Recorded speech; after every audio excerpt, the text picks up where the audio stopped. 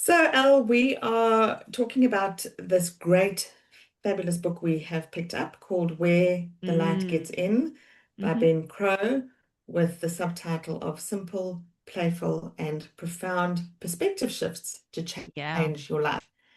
It's right down our alleyway in the coaching space. And so last week, if you haven't listened yet, we unpacked the Mm. first perspective shift he talks about, which all had to do with the topic of expectation and Mm. how I've recognized in my life that it sometimes can be quite murky to even Yeah. consider, am I living by the expectations of others or Mm. my own unrealistic expectations or expectations of outcomes? If you haven't listened to the last week's one or you want to get the book, it explains all of those things in detail. But Mm. sometimes the reality is it can be quite tricky to work this out for ourselves. Yeah.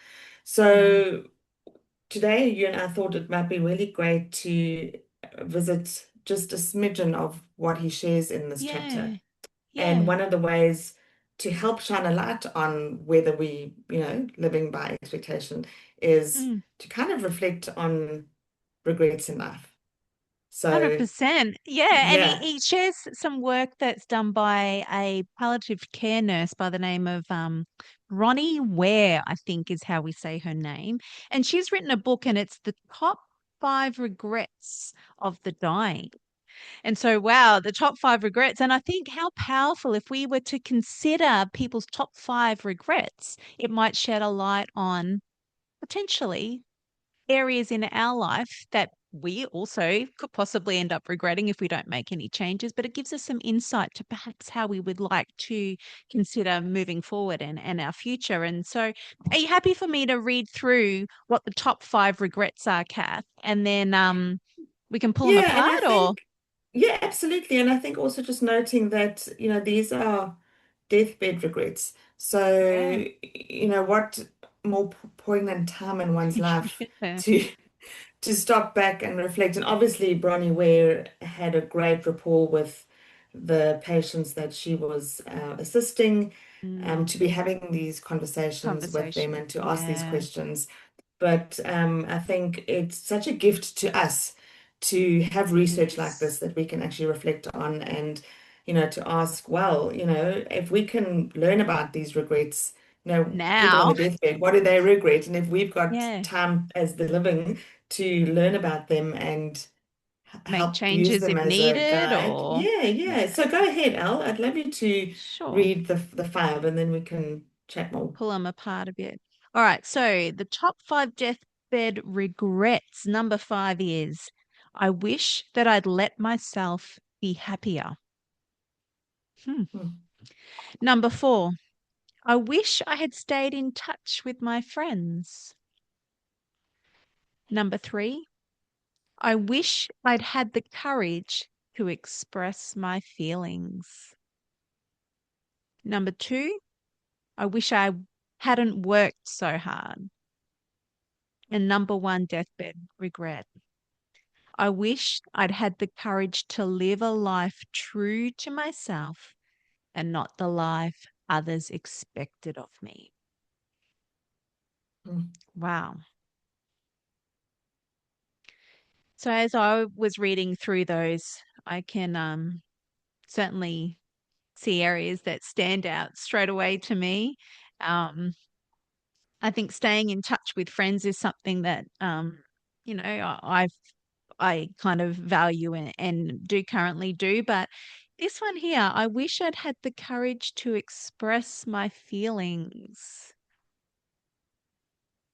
If Hmm. I'm wanting to be, and I think the reason, so for me, as I read that, what comes up for me is fear of how other people's what they expect me to feel.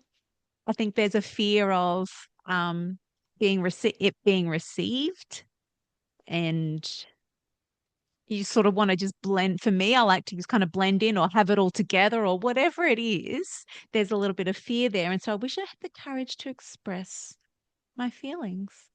Well, I think there's a vulnerability Mm, in expressing feelings. mm, And he talks about in his book that there's a difference between, I think he talks about it later on in greater detail, but there's a difference between fitting in and having a sense of belonging. And I think, mm, not expressing our feelings, sometimes it's because we don't have language, mm. to express our feelings, and we just feel like it would be easier to not, just Just keep it inside. It's just fine. keep it inside, suppress it, put it down. But also, like what you just shared just now, to fit in and to blend in, Mm, we often mm. ignore ourselves. Um, Not have any ripples, not create yes. any sense of conflict or confusion for anybody else. Just let it be peaceful. Let it just be nice and So easy. it's interesting that that comes up as number three on deathbed Mm, regrets, because when we don't have the courage to express feelings, mm. like what is the loss there? Like what are we losing that we might regret? We're losing our own authenticity, like who we are. We're not acknowledging ourselves in the situation, but we're also, there's probably lots of things, but the other thing that stands out automatically, if we're not sharing how our feelings and where we're at, we're kind of not also permitting the other person to have the freedom to do the same with us. Yeah. Like by withholding it. And I know that the more that we are vulnerable and we share our feelings, the more safety another person will feel to then share theirs. And so there's this deep connection that I guess we miss out on with whoever we're withholding our emotions from, our feelings from. Yeah. Definitely. No, that's definitely part of it. And I think another part of it, and I think you're right, I think there are many layers to this, but I think another potential layer is that when we don't express our feelings, we are doing the opposite, like we're keeping them on the inside. Mm. And like let's say, for example, I'm angry with someone or frustrated with With someone. me. No, that's not possible.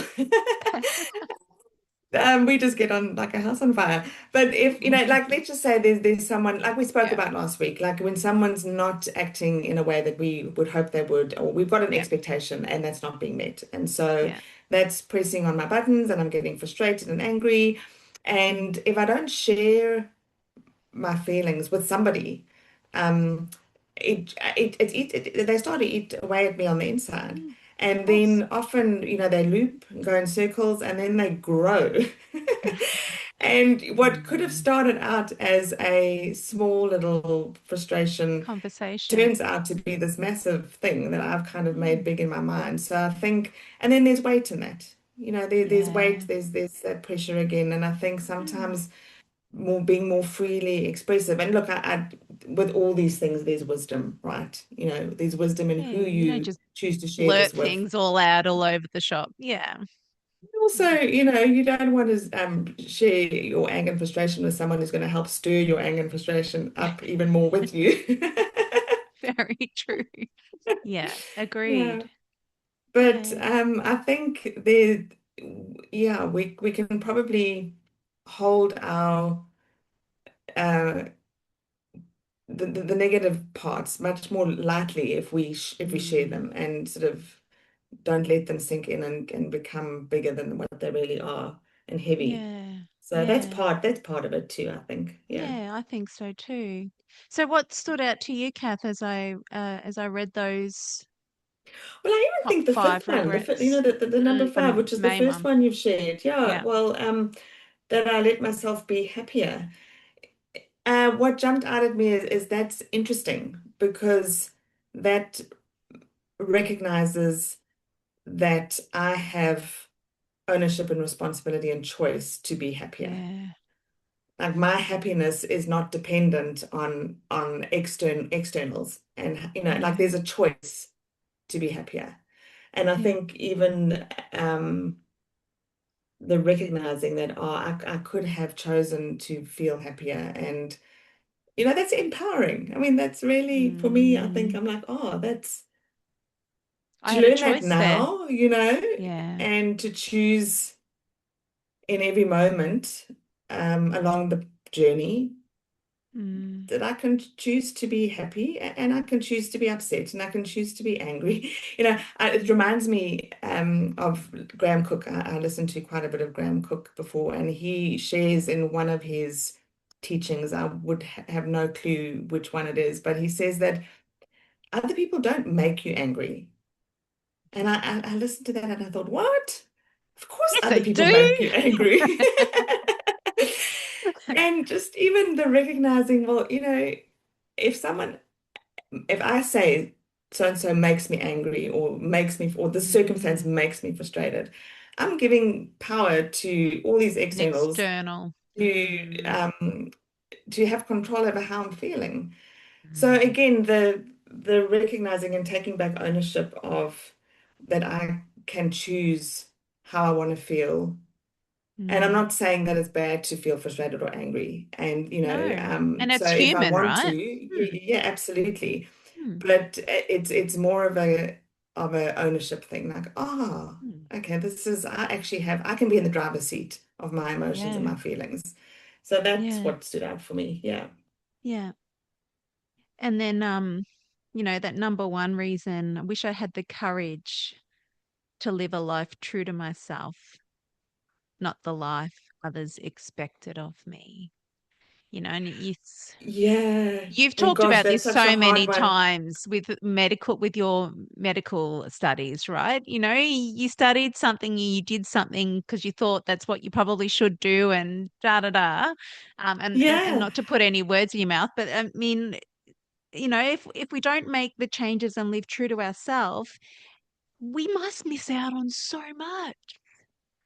And for me now, like reading this, I'm still after all these years, I read this and I think, oh, for me, it's much easier to see or to recognize in myself when I'm living by other people's expectations. I think Mm. what's so much harder is the first part of that statement, and to Okay. have the courage to live life true to myself. It's figuring out who am I being when I'm being true to myself? And what does that even look like? And I think that for a lot of us is tricky Yeah. to work out and Yeah. figure out. I think I But I think think a to good be starting fair, we point is, don't yeah, I was just going to say, to be fair, and especially for women, like we go through school and we go through uni and we get caught up and we're doing this, that, and the other, and then sometimes we get married and we have children and we're doing all of the things. And unless at some point we have paused to know who we are, rather than be just caught up with all of the roles and responsibilities that are in our mm, life, we don't even know what being true to ourselves is. yeah, Like it wasn't until I sort of got into my 40s that I began to realize I don't even know what I like anymore. Do you know? I yeah, sort of yeah. lost sight of everything because I was just caught up in all of my roles, and that could just be me speaking. So I don't want to say it's Oh, women, it's but definitely not just you. I just know that my responsibilities and the roles that I've had in my life have um, taken precedence, and I've done those things. And so how if it could have been very easy for me to just continue to live life like that and potentially have that as regret on my deathbed, except for the fact that I've been on this journey, on this coaching journey, and except for the fact that I'm reading these books and continuing to have my eyes open to realize, oh, I always have a choice, and there is, yeah. Yeah, yeah. And that even, when as I hear you share that the second last one, the number two, death wish jumps out at me. Like I wish I hadn't worked so hard. Again, for me, Mm. like so much, one of those easier said than done, because I think in the journey of meeting people's expectations and meeting my own expectations, I've recognized that it would be very easy for me to say, oh, that's just who I am. I'm just somebody who works Mm. hard. That's just, I can't help it. It's my personality. It's just who I am. It's how I'm wired. And again, recognizing that there's a difference between um, your best efforts in things, but I can also make an effort to connect with friends, connect with family. Like it's not always about work. And I was just sharing with you that, hubby and I have just been away for a week recently, and it was the first week together that we actually took a Mm. week, like only a week, that neither of us took work with us, and Yeah. How neither crazy of is that? us, and the first time I think since COVID, and I'm looking back and going, how on earth did that happen? Like that's just Mm. crazy. Mm. And so yes, I think, the pace of life these days, it's just so easy to get so caught up and unaware, just not Mm. aware that, we're constantly focused on work. And I'm not saying it's bad to work hard. It's just No. it's that, yeah. If I am gonna get to the end of my years and look back, it's that whole question of what do I want my life to have Mm. looked like? What Mm. is important to me, Mm. and what does that look like? It's Mm. such a useful reflection. It's a beautiful reflection. And I love that, like you said at the beginning of this conversation, that we can learn from other people's reflections as well. We don't want Yeah. to learn from our own reflections. We want to, because, by the time we're on our deathbed, it's a bit too late. But um, to learn from other people's reflections and to see how does that sit with us and be curious. Does it mean we want to make some shifts, some changes? Do we need to um, look at things a bit differently? What can we do now so that we can live out this one incredible life that we've got the opportunity to live for for ourselves, but for our family, and Yeah. for 'cause I don't, yeah. Life is And I short. remember life is It's short, and I going very remember quickly.